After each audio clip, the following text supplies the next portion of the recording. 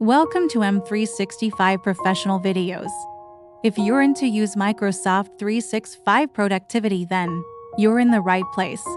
In today's video, we're diving into how to filter or remove values in Microsoft Excel, where you'll learn key benefit. Stay tuned because you won't want to miss this. In Excel, you can filter for unique values or remove duplicate values. To filter, select Data Advance.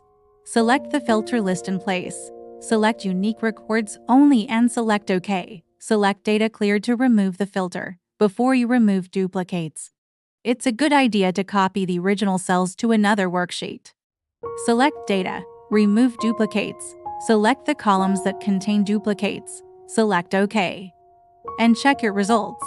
Good work!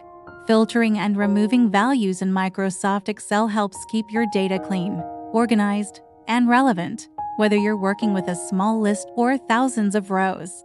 These features allow you to manage your spreadsheet efficiently by mastering these techniques. You'll be able to navigate and clean up data like a pro. Thank you for watching. We truly appreciate your support. Don't forget to like, comment, and subscribe for more amazing content. See you in the next video.